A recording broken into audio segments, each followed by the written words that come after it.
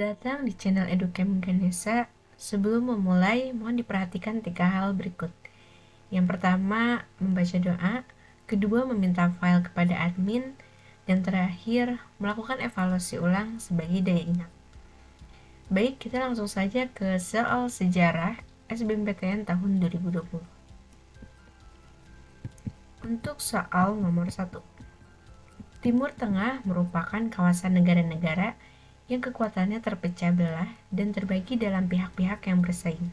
Persaingan ini disebabkan oleh A. Memperebutkan kedudukan politik, B. Adanya pelanggaran kuota OPEC oleh Kuwait dan Arab, C. Perbedaan kepentingan dan perebutan pengaruh karena masalah kepemimpinan, D. Terjadinya pergolakan perang antara pemerintah dan rakyat, E. Memperebutkan kekuasaan di daerah Teluk serta perebutan untuk menguasai jalur ekspor minyak. Baik, saya akan beri waktu 5 detik untuk mengerjakan soal ini.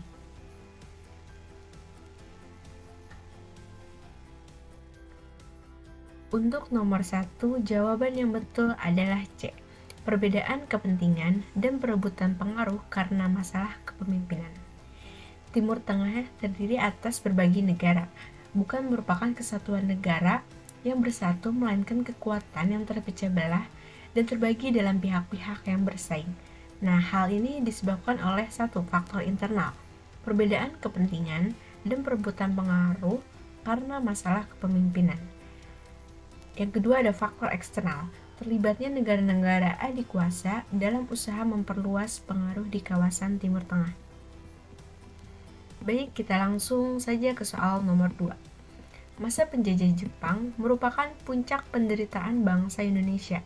Namun, penderitaan ini melahirkan nasionalisme dan rasa persaudaraan yang kuat karena A. Penggunaan bahasa Indonesia sebagai bahasa resmi, B. Rakyat merasa senasib, C. Bahasa Belanda dilarang, D. Rakyat makin sadar akan ketidaktulusan Jepang sebagai saudara tua, E. Kekejaman Jepang sama dengan Belanda.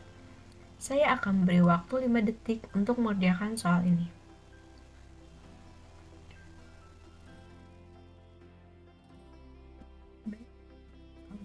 Jawaban yang betul adalah penggunaan bahasa Indonesia sebagai bahasa resmi.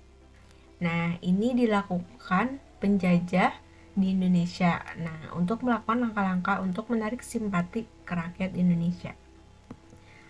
Selanjutnya ke soal nomor 3. Campur tangan PBB dalam penyelesaian dan penyerahan Irian Barat dari pihak Belanda kepada Indonesia adalah dengan membentuk A. Seato, B. Unci, C. Untea, D. UNHCR, dan E. AFNI. Saya akan beri waktu 5 detik untuk menjawab soal ini.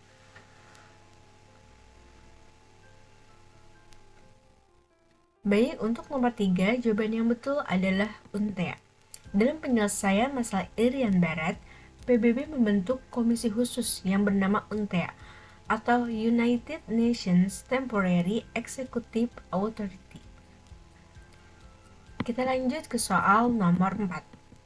Gerakan Ratu Adil adalah gerakan yang muncul didorong oleh A. Kepercayaan rakyat Jawa akan datangnya juru selamat, B. Rasa ingin bebas dari rasa ketidakadilan, C. Keinginan untuk mendapatkan kehidupan yang adil, makmur, dan sejahtera, D. Keinginan untuk menghancurkan kekuasaan kolonial, dan E. Adanya gerakan pembauran. Saya akan beri waktu 5 detik untuk mengerjakan soal ini.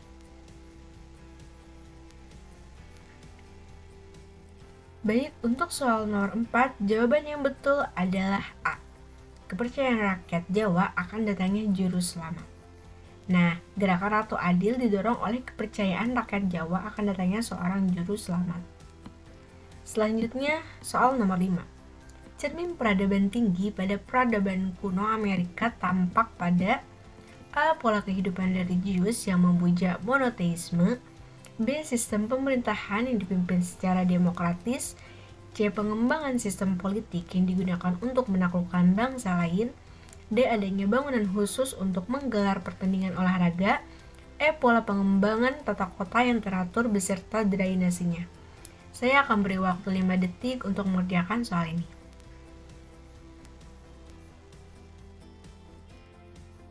Baik, untuk soal nomor 5, jawaban yang betul adalah E. pola pengembangan tata kota yang teratur beserta drainasinya. Nah, cerminan peradaban tinggi pada peradaban kuno Amerika dapat diketahui dengan penemuan adanya pola pengembangan tata kota yang teratur beserta drainasinya dalam kehidupan masyarakat Amerika kuno. Baik, langsung ke soal nomor 6.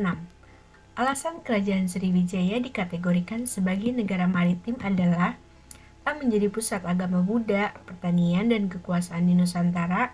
B. Dapat menguasai negeri-negeri di seberang laut. C. Menguasai perdagangan dan pelayaran di Semenanjung Malaya, Selat Malaka, dan Selat Sunda. D. Menguasai perdagangan dan pelayaran dengan Mataram kuno, Singosari, dan Majapahit. E. Menjadi pusat perdagangan antara Pulau Sumatera dan Jawa. Saya akan beri waktu 5 detik untuk menjawab soal ini. Baik, untuk soal nomor 6, jawaban yang betul adalah C. Kerajaan Sriwijaya adalah kerajaan Hindu di Indonesia dan merupakan kerajaan yang besar dan pengaruh di Asia Tenggara pada masa itu. Nah, kerajaan Sriwijaya dikategorikan sebagai negara maritim oleh karena menguasai perdagangan dan pelayaran di Semenanjung Malaya, Selat Malaka, dan Selat Sunda, yang merupakan pusat perdagangan dan pelayaran di Asia Tenggara.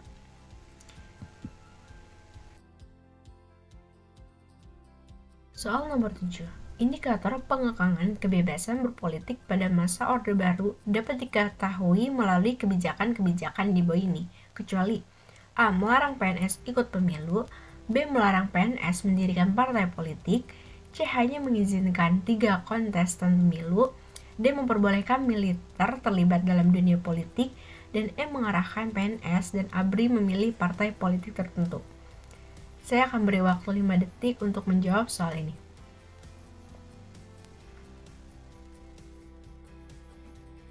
Baik, untuk soal nomor 7, jawaban yang betul adalah A.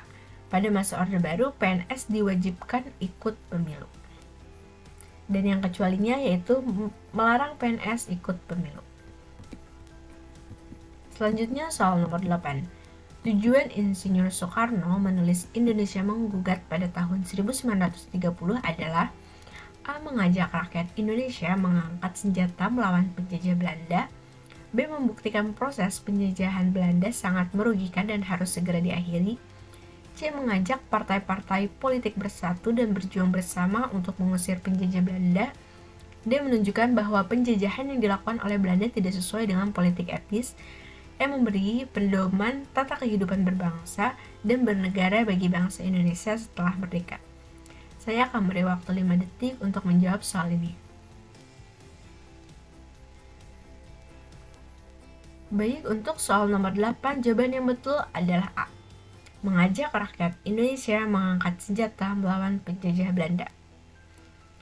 Buku tersebut menunjukkan kemarahan Soekarno kepada Belanda, maka beliau mengibaratkan rakyat marah sebagai reaksi dari rakyat yang dalam batinnya telah merdeka. Nah, tujuan pidato tersebut mengajak rakyat Indonesia untuk mengangkat senjata melawan penjajah Belanda. Selanjutnya soal nomor 9. Alasan Stupa Borobudur diakui sebagai warisan dunia adalah A. Struktur bangunannya yang berasal dari batu andesit, B. Letak bangunan berada di tempat yang tinggi, C. Struktur bangunannya bertingkat-tingkat, D. Posisi stupa ada pada setiap relung bangunan, E. Adanya perpaduan pengaruh asing dengan budaya asli. Saya akan beri waktu 5 detik untuk menjawab soal ini. Baik, untuk soal nomor 9, jawaban yang betul adalah E. Adanya perpaduan pengaruh asing dengan budaya asli. Nah, pada bangunan Candi Borobudur menunjukkan adanya akulturasi budaya antara India dan Indonesia. Nah, stupa ini adalah ciri khas Buddha atau India. Nah, bangunan bertingkat adalah ciri khas Indonesia. Nah, hasil budayanya zaman Megalitikum. Selanjutnya soal nomor 10. Walau telah membentuk BPUPKI dan PPKI sebagai pihak yang mengalami kekalahan dalam Perang Dunia II, Jepang tidak berhak memberikan kemerdekaan kepada Indonesia, sebab proklamasi kemerdekaan Indonesia dibacakan Soekarno dan Muhammad Hatta setelah Jepang menyerah pada sekutu. Hubungan antara pernyataan dan alasan di atas adalah A. Pernyataan benar, alasan benar, keduanya menunjukkan hubungan sebab akibat. B. Pernyataan benar, alasan benar, namun keduanya tidak menunjukkan hubungan sebab akibat. C. Pernyataan benar dan alasan salah. D. Pernyataan salah dan alasan benar. E. Pernyataan dan alasan keduanya salah. Baik, saya akan beri waktu 5 detik untuk menjawab soal ini. Untuk nomor 10, jawaban yang betul adalah A. Pernyataan benar, alasan benar, keduanya menunjukkan hubungan sebab akibat. Posisi Jepang sudah kalah melawan sekutu. Sehingga tidak berhak memberi kemerdekaan kepada Indonesia. Dan proklamasi kemerdekaan dibacakan pada tanggal 17 Agustus 1945 setelah Jepang menyerah kepada sekutu. Selanjutnya nomor 11. Puncak gerakan mahasiswa pada tahun 1998 adalah keberhasilan melengsarkan Presiden Soeharto. Sebab salah satu tujuan gerakan mahasiswa adalah menghapuskan korupsi, kolusi, dan nepotisme. Hubungan antara pernyataan dan alasan di atas adalah A. Pernyataan benar, alasan benar, keduanya menunjukkan hubungan sebab akibat. B. Pernyataan benar, alasan benar, namun keduanya tidak menunjukkan hubungan sebab akibat. C. Pernyataan benar dan alasan salah. D. Pernyataan salah dan alasan benar. E. Pernyataan dan alasan keduanya salah. Saya akan beri waktu 5 detik untuk menjawab soal ini.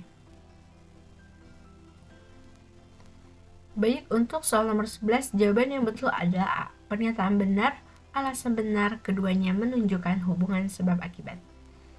Puncak dari keberhasilan pada mahasiswa ditandai dengan lengsernya Soeharto pada tanggal 21 Mei 1998. Karena pada mahasiswa dalam reformasi ingin menumbangkan Orde Baru. Salah satunya tujuannya untuk menghapus KKN atau korupsi, kolusi, dan nepotisme. Kita lanjut ke soal nomor 12. Perkembangan teknologi masyarakat awal di Indonesia pada masa perundingan ditandai dengan perkembangan pola pikir dan penggunaan alat-alat dari logam. Sebab, teknologi yang dihasilkan berupa batu yang sudah dihaluskan digunakan untuk mengumpulkan makanan. Hubungan antara pernyataan dan alasan di atas adalah A. Pernyataan benar, alasan benar, keduanya menunjukkan hubungan sebab akibat. B. Pernyataan benar, alasan benar, namun keduanya tidak menunjukkan hubungan sebab akibat. C. Pernyataan benar dan alasan salah. D. Pernyataan salah dan alasan benar. E. Pernyataan dan alasan keduanya salah. Saya akan beri waktu 5 detik untuk menjawab soal ini. Baik, untuk soal nomor 12, jawaban yang betul adalah C. Pernyataan benar dan alasan salah. Masa perundingan munculnya ahli pembuat barang dari logam, betul. Dan alat yang digunakan untuk mengumpulkan makanan terdiri dari alat batu yang masih kasar. Selanjutnya nomor 13. Perhatikan pernyataan berikut. Didirikan oleh para calon dokter Indonesia, kedua dipelopori oleh orang Jawa, ketiga melahirkan beberapa tokoh besar Indonesia, keempat merupakan organisasi modern pertama di Indonesia. Tanggal berdirinya Budi Utomo diperingati sebagai Hari Kebangkitan Nasional karena Baik, saya akan beri waktu 5 detik untuk menjawab soal ini. Baik, untuk nomor 13, jawaban yang betul adalah D, nomor 4 saja. Budi Utomo didirikan pada tanggal 20 Mei 1908 dan diperingati sebagai Hari Kebangkitan Nasional karena Budi Utomo adalah organisasi modern pertama di Indonesia. Jadi pernyataan yang benar hanya nomor 4 saja. Selanjutnya nomor 14. Perhatikan pernyataan berikut. 1. Trabalista. 2. Apodeti, 3. Kota, dan 4. UDR. Proklamasi di Balibo pada tanggal 29 November 1975 yang menyatakan pengintegrasian Timur Timur kepada Indonesia didukung oleh partai A. 1, 2, dan 3 benar, B. 1 dan 3 benar, C. 2 dan 4 benar, D. 4 saja, dan E. Semua jawaban benar. Saya akan beri waktu 5 detik untuk menjawab soal ini. Baik, untuk nomor 14, jawaban yang betul adalah E. Semua jawaban benar. Proklamasi Balibo pada 29 November 1975 didukung oleh yang pertama, Trabalista, kedua, Apodeti, 3 Kota, dan 4 UDT. Nah, proklamasi Balibo menyatakan pengintegrasian Timur Timur. Soal yang terakhir yaitu perhatikan pernyataan berikut. 1. Kolonisasi Inggris di India dan Malaysia. 2. Ketersediaan bahan-bahan tambang. 3. Imperialisme Inggris di Amerika dan Asia. 4. Kemampuan berinovasi dalam teknologi. Faktor penyebab terjadinya revolusi industri di Inggris adalah A. 1, 2, dan 3 benar, B. 1 dan 3 benar, C. 2 dan 4 benar, D. 4 saja, dan E. semua jawaban benar. Saya akan berikan waktu 5 detik untuk menjawab soal ini. Baik, untuk nomor 15 jawaban yang betul adalah D. 4 saja. Nah, revolusi industri terjadi pada abad ke-18 di Inggris, ditandai dengan penemuan teknologi baru. Contohnya, ditemukan mesin uap oleh James Watt dan mesin tenun oleh James Hargreaves. Baik, cukup sekian penjelasan soal SBMPTN Sejarah tahun 2020. Jangan lupa untuk like, comment, and subscribe. Jika video ini bermanfaat, dapat di-share kepada teman-teman. Terima kasih, sampai jumpa di video selanjutnya.